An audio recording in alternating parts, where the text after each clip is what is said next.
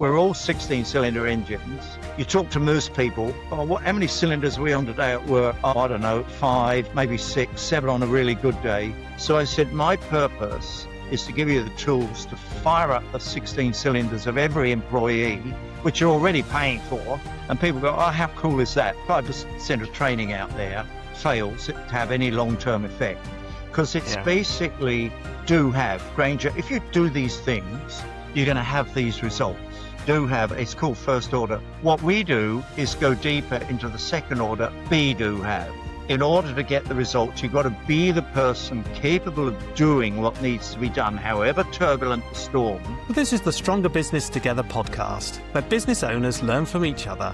No theory, no gurus, just real journeys and overcoming real hurdles. Today, I'm joined by David Powell of The Golden Thread. And like every business owner, he's in the middle of that, building things, fixing things, and growing something that really matters. So, David, welcome. Thank you, Granger. Thank you, sir. Brilliant. So, David, Act 1, your business. In plain English, what does your business do? I was thinking when you said welcome, given that I'm sitting here in Australia, Sydney, I probably should have said, "G'day, mate, how are you?" But because I'm English by birth, I won't. So, hello, Granger, how are you? Okay, the business provides people skills, self-empowerment, relationships, and teamwork, principally at work, but obviously out into the world of families, none of which is included in the education system. That's the basic business, to help the people perform as individuals and together, and for the organizations to improve performance and results, which is what the management of every organization wants. Excellent. Okay. So it's about helping people develop and to grow. So who do you love helping, and what are they typically dealing with then? That's a good question. I started my business in 93. So over the last 33 years, requests have come from quite literally 5 continents, 30 plus countries, all sorts of organizations, from individuals to SMEs to large corporations, government departments. It's always, Granger, always in the end down to the people. I guess that's my passion. Wherever we are in the world, whatever the religion, whatever the culture, and there's huge differences, it's in the end of the day, I get my kick out of firing the people up or helping them to fire up and go out and make a better difference at work and in their lives. Wow, fantastic. I mean, at the Stronger Business Together, we focus on our principles is grow your people so they help grow your business, and I totally agree in that. Yeah. We can get lost as business owners in how we support our people because we're involved in the day-to-day so much as small business owners, but actually your people are amazing assets that can do that. So that's fantastic. That's great to hear. So you said the business started 33 years ago. Wow, fantastic. So what was that original spark then? Well, do you mind if I describe what led up to that? It's a few sentences. It's probably the best explanation. So, as I said, I come from the UK. I went to school in London, the city of London, and I studied chemical engineering at Edinburgh University. I actually got a first-class honours in chemical engineering. Well, it's not easy to do. But the point of that story is it gave me a good understanding of the physical world, matter, energy, space, and time. After university, some colleagues and I drove a Land Rover overland all the way from London to Australia, which was a pretty hairy thing to do physically. But what blew my mind was all the cultures we drove through and the religions. So you go all across Europe, which is basically Christianity, into Turkey, down to Syria, all across Iran, Afghanistan, and Pakistan, which is Islam, down onto the Indian subcontinent, which is Hinduism and Jainism, Nepal, Buddhism, later on Thailand, Buddhism. Then you get down into Malaysia and it's Islam, and you touch the Chinese, Taoism. And then when we got to Australia, the native animism of the Australian Aboriginal people. And it's sort of, I went, wow.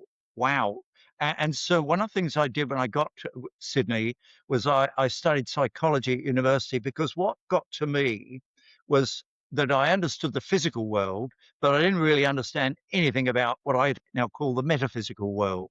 Our consciousness, our thoughts, our emotions, our values, our ethics. And so I worked in the oil and gas industry here, and my wife, my partner, and I started on what you would call these days self-development.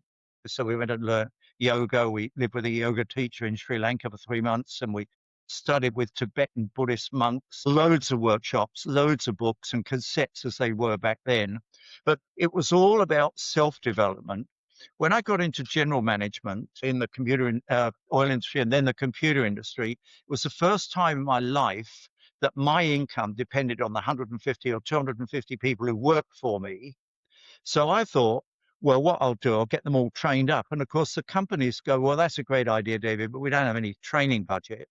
So I quite literally took my general management hat off, put my training manager hat on, and started using all the tools I'd learned in self-development. Good job we didn't have any videos back then. But the point of the story is that we did about 200% of budget 2 years in a row. And other general managers started saying, well, David, will you come and train my people? And the companies go, absolutely no way. So in 93, it's a long-winded way of saying, I realized my passion was empowering people. So I just quit my corporate job and formed my own business. And I mean, when I think back, the last thing I expected was the phone to go from all over the world. People said, how are you selling workshops in China, in South Africa, across Europe? I said, I'm not selling it. It's just happening. And so there was this period, from 93 to when COVID arrived, when I was just traveling the world, running workshops, strategic facilitation, executive mentoring. And the only thing I would say to help people understand, I always see, because I guess I've trained as an engineer, people like 16-cylinder engines. The body, which you've got to go after, is 3 cylinders. The mind, and most people's mind rampage 7 days a week, 24 hours a day, is 3, because how we feel, the emotions, I found was worth 5 cylinders. And then I talk about the inner being, the spirit being, and that's another 5 cylinders about which we get taught nothing. So my metaphor, I explain to people, look, we're all 16-cylinder engines. You talk to most people, how many cylinders are we on today at work? Oh, I don't know, 5, maybe 6, 7 on a really good day. So I said, my purpose is to give you the tools to fire up the 16 cylinders of every employee, which you're already paying for. And people go, oh, how cool is that? So that's basically what happened. And then, of course, when COVID arrived, I don't know what the lockdowns were like in the UK, but in Australia, it was awful. We couldn't go anywhere, no flying, no travel. Yeah. And Same in the clients, UK. yeah. So clients all over the world said, David, you've got to put some stuff on video because we need it. Had I known how long it would take and how much it would cost, I probably wouldn't have done it. But we Oh spent dear. time. And so we set this golden thread business up with videos on how to empower individuals, how to empower relationships at work and in life, and how to empower teamwork. It's worth just saying that, unknown to us, we did a very powerful early pilot in the UK. And unknown to us, the videos got back to families who had teens who were in real trouble. Unknown to us, they watched these videos. And this is the point, within 3 to 5 weeks, we learned later, they changed completely. And so Wow, fantastic. we ended up calling the program for the workforce, crew, competent, resilient, engaged workforce. Because, I often use the metaphor, if you're going to sail into stormy waters, you've got to storm rig the vessel and storm prepare the crew. We then had the separate program called LEO, Life Education Online, life skills for young people. So now, if you like, there's 2 markets, Granger. There's empowering the workforces of the world and their families. So that's basically how this thing came together. Does that make sense as a story? It is. It's fantastic. What a fantastic journey. I love that. I mean, I'm an engineer myself, and I've come to growing and developing people through my sort of engineering, but moving into management and then Brilliant. moving into helping business owners. So yeah, I totally understand that sort of journey. But yours is a lot more metaphysical than mine. Mine is still grounded more in process rather than just those other ways of thinking. But that's brilliant. So what does the business look like today in terms of shape and size? Well, it's early days. There's been quite a few people exposed to the programs, and the feedback from older people is, why in God's name was I not taught this at school? How come nobody ever gave me this early in my career? And it's the same with young people. Why aren't we taught all this at school? So all I would say, Granger, is I think the education system designed with purpose, and it doesn't include empowering up the metaphysics of people. So I think the basics of what we got is unusual.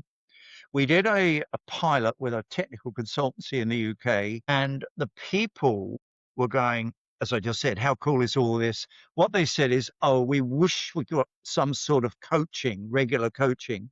So what we've done recently is okay, let's organize group coaching, keep the costs down once a month for an hour with 5 people with a coach. What has been interesting is the number of coaches who've, inverted commas, shown up and go, because, the principle of what we're doing, what I say to people is most training, the stats are pretty amazing. 95% of training out there fails to have any long-term effect because it's basically Granger, if you do these things, you're going to have these results. It's called first order. What we do is go deeper into the second order, be, do, have. In order to get the results, you've got to be the person capable of doing what needs to be done, however turbulent the storm, then you can have the results. And a lot of coaches have gone, wow, we would really like to be involved with this deeper be, do, have coaching. And I think it would be fair to say that the way we've set it up with online video programs and online regular group coaching, affordable, is almost a globally unique value proposition, because obviously a lot of people do online videos and you can get coaching, but it's mainly for management. So the idea of being able to coach a workforce to fire them all up on 16 cylinders is pretty mind-bending. So I guess we've got enough experience to know what we're talking about, a lot of people showing up, and we basically now got the system to support tens of thousands of employees, which we didn't have a year ago. Yeah. Well, firing up on all 16 cylinders, I mean, that's one heck of a size of an engine to drive people forward in life. That's fantastic. I'd love to see that in a vehicle somewhere. Yeah, that's amazing. Yeah, no, I can really see that and fully understand that. And I can see through what you're talking about that change from not just doing, but actually being in order to understand. I think that's fascinating. So I'm sure we may drill into that a little bit more. Let's talk about the journey. Let's move on to Act 2. Let's talk about the journey of your business. Building a business. There are real highs and lows over time. You've been going for 33 years. COVID has caused you to pivot and to change as well. What are some of the highs and what are some of the lows of being a business owner that you've experienced? I would say the biggest jolt for me was when I made the decisions to leave the corporate world. It's pretty easy to go, I'm going to form a business. But the staggering lack of knowledge of how the hell do you do that? So maybe many of your listeners figured it out. But for me, actually forming it, I guess it was naivety. How many systems, an accountant, okay, you're going to be contracting with people, you need a lawyer. So it's not rocket science, but it just struck me. And then, of course, once you get rolling, okay, I've got to run a workshop in Saudi Arabia. How do I make sure they've got flip charts and flip chart paper? Will they have blue tack? Back then, there were some countries had blue tack. So there was all the logistics, and then obviously I traveled, but I hadn't traveled as much as I've traveled. I reckon I could go through almost any city airport in the world with my eyes shut and know, where to go. All this travel, and then what's the time zone? And then, of course, once you get into the culture and the religion, you suddenly realize there are huge force fields at work that nobody's ever taught us about. I did a lot of work in Egypt, which is a mixture of Islam and Christianity.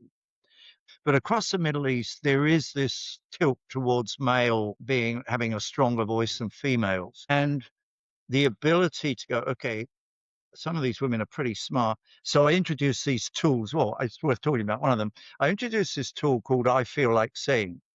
And I explain it to people. I say, look, we got this tool I feel like seeing. If anybody in the room says, I feel like saying, whether they say it loud or soft, everybody else has got to shut their big mouths and open their big eyes and ears. And there was this incredible woman in this meeting, and I could see it. So I said, what is it? What do you feel like saying? And she looked at me as though, you idiot. And then she said, there's nothing. I'm going, come on. And in the end, she goes, well, I think what people have seen the 5 issues, there's a 6th. And there's this, wow. So that's one example of working with cultures across the world and getting everybody contributing. So I think it's a learning journey of markets. What are the features and benefits? It's standard for any business.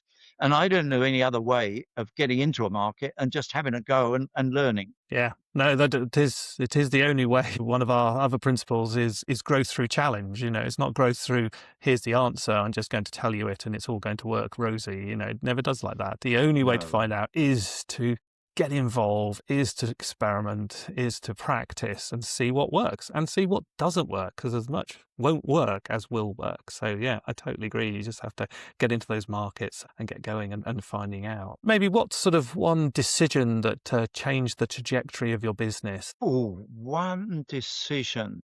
There's many, many inputs. I'm a great fan of Buckminster Fuller, who's passed now, but he was a scientist and a metaphysical expert. And he used to say, when the cause is just, the right people will show up. And at first I was really scared, but what I found is the support I needed, inverted commas, showed up. And I remember listening to in fact, I think it is on one of the videos, Steve Jobs talking at Stanford University to graduates. And he said, everybody looking out ahead of them. He said, if you look behind you over your shoulder at your life behind you, he said, you can see what he called the dots, the formative experiences that you think, oh, wow, that changed my life. That changed my life. And what he said is, you need to trust, because you can see the dots behind you, that the dots are going to show up in front of you.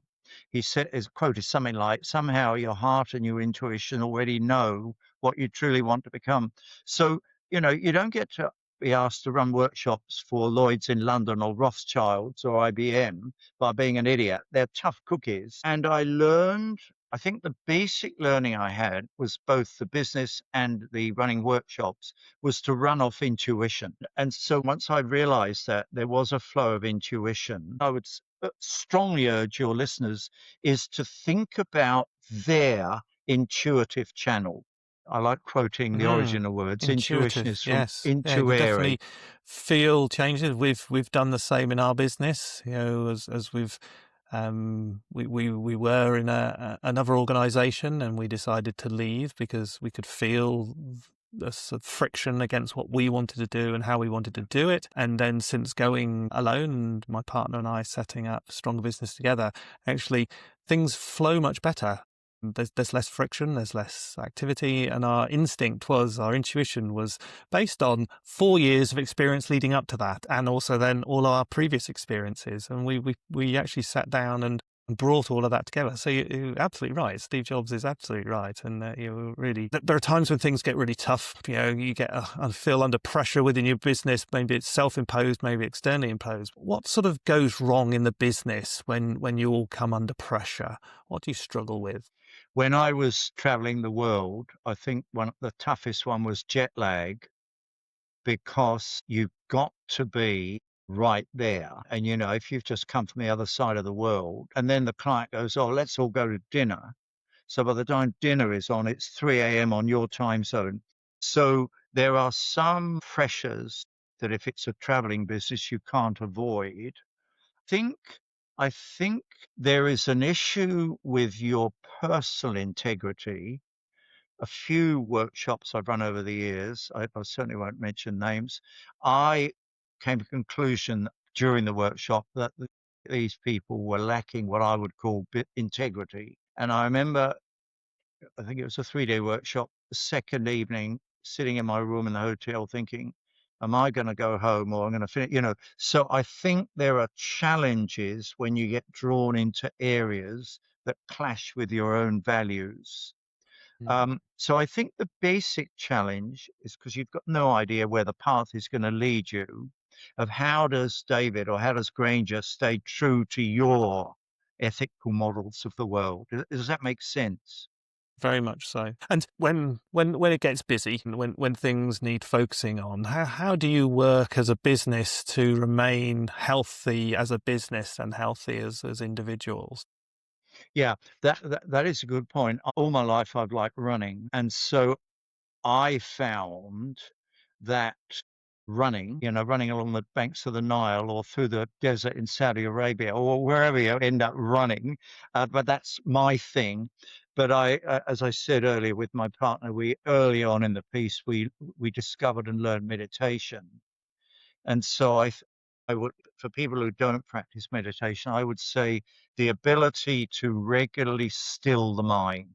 So I think there are these tools. I guess you'd say what's that? They're physical fitness and metaphysical fitness, and to always try and elicit from the client what is the success vision that's out there. What are they trying to work towards? Like, what's their horizon? Because I found over the years it's much easier to get people to describe their horizon vision and then plan back than it is to try and plan forward. That first two are about us, physically and metaphysically fit, and then anchor the client on where they want to go, their success horizon, and help them plan back from that and then enact the plans forward. Brilliant. Yes, I love that.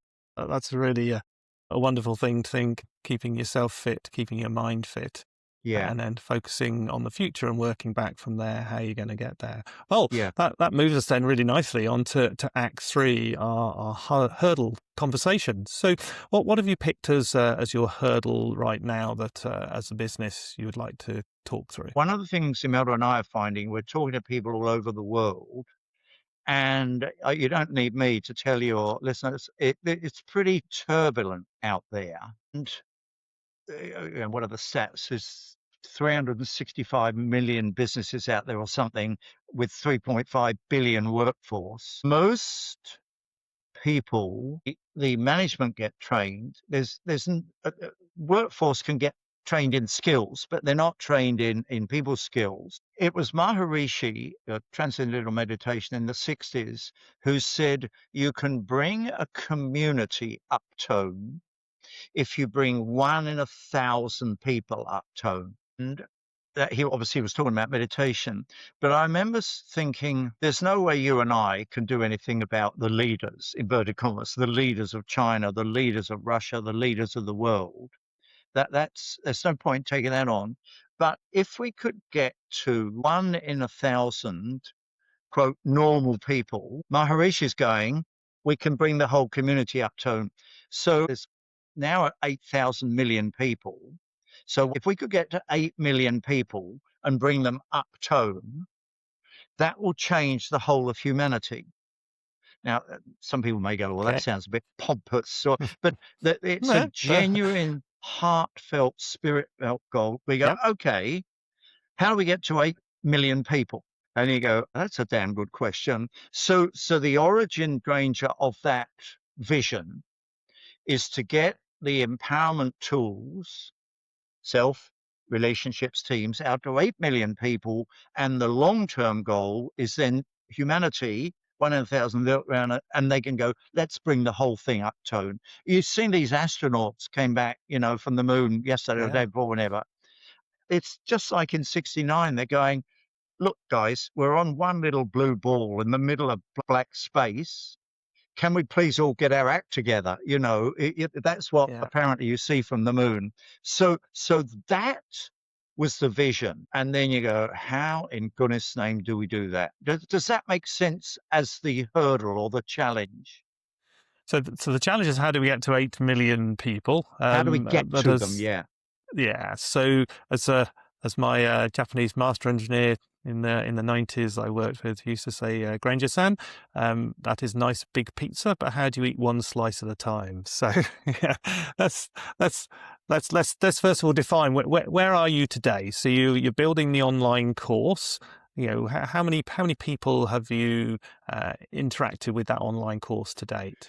So we basically, it's worth a few minutes. So when we started filming in 2020, the young English videographer guy, Rob, his father was a senior manager in the BBC. I'd never met his father. And his father said, tell David, attention spans are dropping and dropping.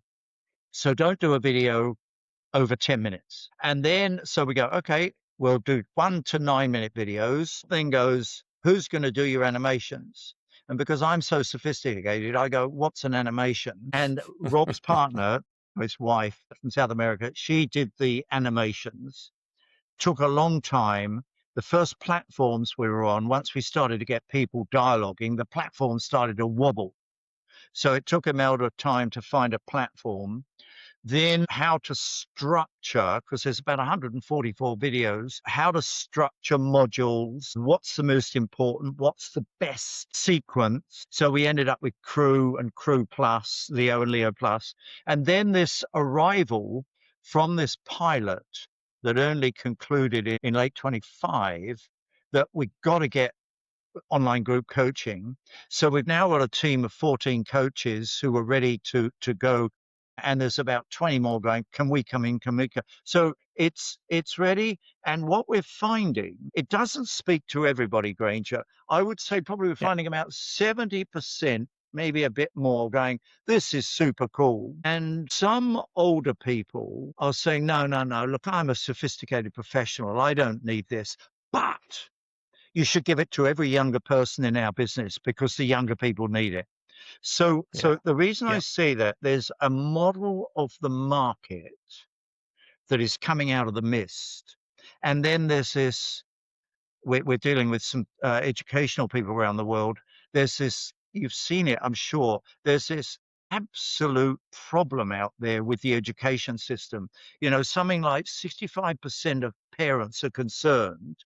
And well over half of teenagers have got some real deep issues, which shows up refuse to go to school.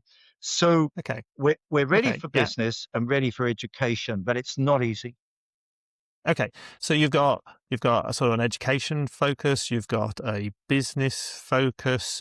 There's quite a lot going on there at this current situation. Again, so how many sort of businesses have used your online platform to date, approximately, and how many people have sort of gone through it? Well, very, very few, because this is worth. One of my training colleagues, Jeff Hearn, was a long-term manager in Forma, the largest training company in the world. When we started, he said, look, David, he said, do not do multiple pilots. He said, do one pilot, because he said, if you get 10 out there and you stuff it up, you may well damage the brand irretrievably. So we got this one pilot. And by golly, I'm so glad we did. Actually, I think now I'm talking to you, I think this is a very important point for people. I wanted more than one pilot, but when I look back, Steve Jobs and the dots, the honing we got out of one pilot was incredible. And now we're engaged with these high-tech companies with one person, and we realize that senior management don't really give a stuff about people skills. They want performance and results. And so we are learning. And only now, this week, I'm glad we're focused on a few rather than, because we have, if you ask me how many companies we've talked to and failed to sell, it's dozens and dozens. There are two models for marketing that we need to think about maybe here. One is the diffusion curve. So we've got to find those early adopters, those first few people, and then we've got to find the first majority. So these are the people that will be excited, they want to promote it and want to take it forwards. And then we get to the chasm. And the chasm is then how do you cross the chasm? How do you get to now the early majority of people?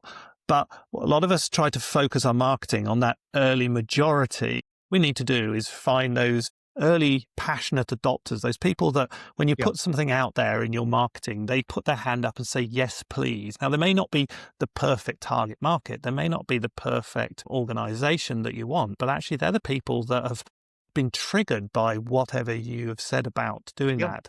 And they're the people that you engage with, you make them really excited through your courses, through your delivery. And they're the people, because you need that groundswell, first of all, of feedback, Yeah. as you say, that first trial. And then you need those first few people that will, they're not going to spread the word massively because there's not many of them, but they're really passionate about it. They communicate with you. They listen to your updates, etc., that are going on. So where are you at the moment trying to find that initial early adopters? Yeah, this is a really powerful conversation because I had marketing roles in the oil and gas industry and in the computing industry. Excellent. So, you got Yeah. the innovators, the fast followers, the mature, and the Yeah. laggards. Even in the computer industry, it was a much easier job to then say to the senior management of the prospect or the client, look, here's the benefits. In this business of workforce empowerment, because that's how we're aiming to get to 8 million people. You can have a middle manager. We've had a minute who goes, this is super cool. Let me train up my 30 people. And the 30 people they're on turbocharged. And then this has happened to us. The senior manager, the MD goes, no. What we're going to do is strengthen our leadership courses so the leaders are better at telling the workers what to do. I don't want the workers empowered. I want them to do what they're told to. And Yes, so, but you're not going to affect those because they are not your early adopters, are they? They're not. You're going to become your fanatics. That middle manager is that person that's become the fanatic because they've seen what can happen within their team.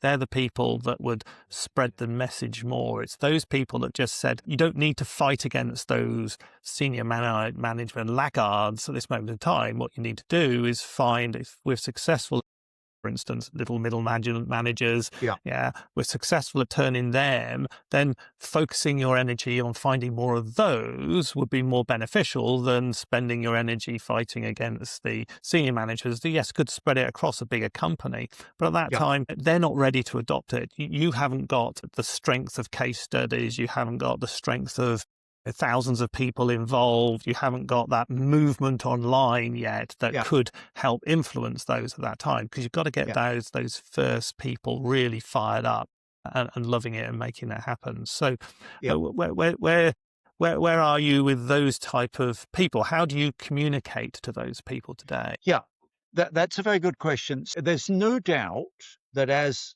some of our colleagues talk to people, the middle manager or whatever goes, oh, how super cool. What I find, and as you look out the window, as the baby boomers retire, the market of employees is dropping. Younger Gen Y and Gen Z people are extremely different in the way they see the world. They are, yes. And this AI tsunami, if you haven't got what we call HI, human intelligence, you're going to find it very hard. And, we're working with an AI provider, and they're saying that 95% of the AI projects they're involved with are either wobbling or failing because the HI people. So, yes, we find the motivated people. What I'm trying to say is I'm finding the HR and L&D and senior management handbrakes to be really challenging to talk to. Part of me feels like saying, look, have you looked out the window? What's going on out there? And Gen Y and Gen Z, if they don't feel involved, they don't feel motivated, they don't feel growing, they'll leave. So I think what's happening, Granger, we're going through a huge paradigm shift. I totally agree with everything you're saying about marketing. All I'm seeing is where it's easy to find the excited innovator, the dampening forces that seem to show up. That's part of our major challenge of getting to 8 million people. But that's what we're working on. Yes. Absolutely, and that will exist for a long time, because they're going to be your potentially even your late majority rather than even your early majority. I have a passion for a book called 2 Second Lean by Paul Akers, and I use it. I'd say there are very few books that change your life. That book changed my life, and my background, everything was an engineer, but it inspired me so much that I have a community where people come in and we share our experiences, and this conversation often comes up. It often comes up. So I'm a lean implementer. I'm a middle manager. My managers don't support me. They don't want anything to take place. So that's why we built this community, to help each other, to support each other mainly. And we have this conversation on a regular basis and I say to them as this, I said, stop worrying about your manager. This is something I had to learn, and it was very difficult to do. I fully appreciate that. It's not easy, but I had to stop worrying about the manager and just enjoying what I was doing. I enjoyed how I was transforming my way of working at work and at home by using the concepts and the ideas of 2-second lean, putting in practice. And through that, I met my partner. Through that, I met other people. Through that, I started influencing people around me at work. Through that, my boss said, oh, maybe we should start an entire organization for lean transformation. Through that, I ended up taking over failing departments. So often it starts with yourself and put that in place, but you need that support. Now, I had some fairly good mental support myself because of my background of what I had. But putting that community together to support those middle managers is what we now do. And Paul Akers in his community, there are people that reach out and say, what about this? And he says, just do it yourself. Just focus on yourself. So it's probably more a case of, rather than fighting the senior managers, because yes, they could unlock hundreds of thousands of people across organizations.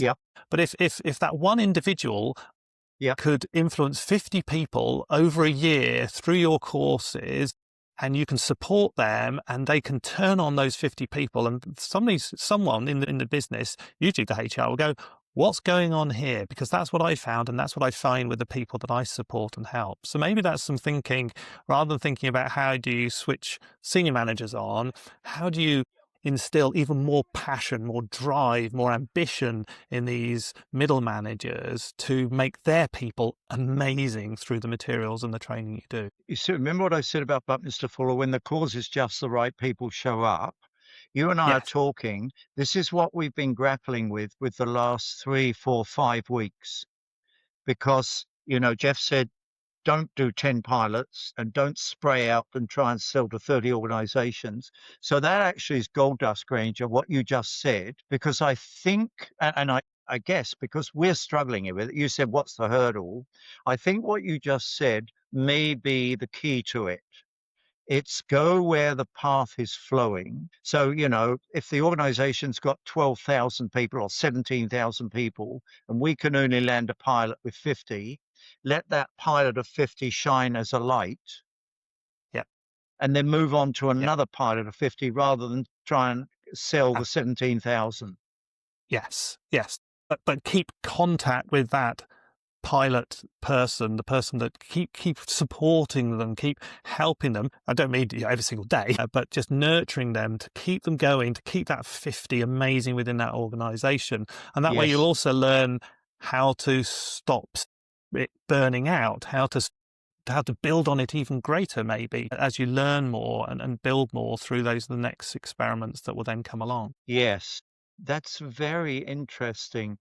And in this organization where the senior management shut the thing down, even though the people in the pilot were electrified, colleagues have said, well, competitors now know who to go and hire, because those people, if the competitor goes, mate, if you come over here, we'll train, they'll all leave in an instant. So yes, that is actually gold dust, Granger. Thank you for that, sir. That's really, really helpful. And you're talking to me and our 8 million, how to get to 8 million. But I think there's a lot of wisdom in that, the voice of your experience. Whatever you're marketing, find the early adopters and go with them. Yeah, and make it special for them. They'll sing. They'll build that energy. They'll build that energy in yourselves as well. They'll build that energy to help it grow and to take it forward. So fantastic. Well, we're just about out of time now. Yes. Wow. So through what we've talked about, what one experiment do you think you could go and talk about with your partner and maybe try in the next week? Yeah, I certainly think, because as you were talking, I thought, yes, we know the energized early adopters. The single questions really, have you got budget for your people? And in these days, most managers have. So I think if they got budget, what you're really saying is, well, look, let's just do a pilot. let's just plant the seed, shine the light. And I think that's the question I will now add from, like it's evening here in Australia. From tomorrow morning, I shall, in talking to my colleagues around the world, is let's find the pilot. If they've got the budget, let's just do the pilot and let that light shine out. Brilliant. Thank you. I'm really excited to see what happens next. So let's do our wrap up and close now. Sure. So David, what did you hear yourself say today that maybe surprised you? I think I understood the journey, and I understood at some level the 8 million. What I got, I'm not very visual. But if somebody asked me tomorrow, I'd say, what Granger helped me to do, I'm seeing this landscape in front of us. It's not a moonscape, but it's certainly not lush pastures. And what Granger's got is a whole, whether you call it lighthouses or candles, I can see all these pilot candles glowing and shining a light forward. And it's showing a pathway forward to get eventually to the 8 million. So that's what I learned talking to you, which I'm deeply appreciative. Pleasure. No, fantastic. I love that analogy. Absolutely awesome. So, David, finally, how can people get hold of you and follow more of your journey? Well, we've got the Golden Thread, www.thegoldenthread.com. You can email me, david@thegoldenthread.com. And if anybody wants to experiment with the pilot inside their organization or market it to another organization, we can do revenue shares. Yes, look, I would welcome anybody who wants to talk, because if they can help get a lighthouse out there for either themselves or clients or whatever, we can all help get to the 8 million, and then the whole thing will come up tone. Brilliant. Well, David, thank you so much for being so open and honest and having a fantastic conversation today. I know our listeners will get an awful lot out of this. So it's been fantastic. Thank you. Thank you, Granger. I'll look forward to talking to you in a year, and we can compare notes and see where we all got to. Thanks for spending your time with us today. We're on a mission to make business owners stronger together. If this conversation helped you, please comment, like and follow on whatever platform you're using. About 60% of you have not done that yet, and these small actions will help us reach more business owners just like you. If you want to join the conversation as a guest, or if you have a hurdle question for us to tackle, reach out to us at info@strongerbusinesstogether.com. Now, go make this week really successful, and we'll see you in the next one. Cheers.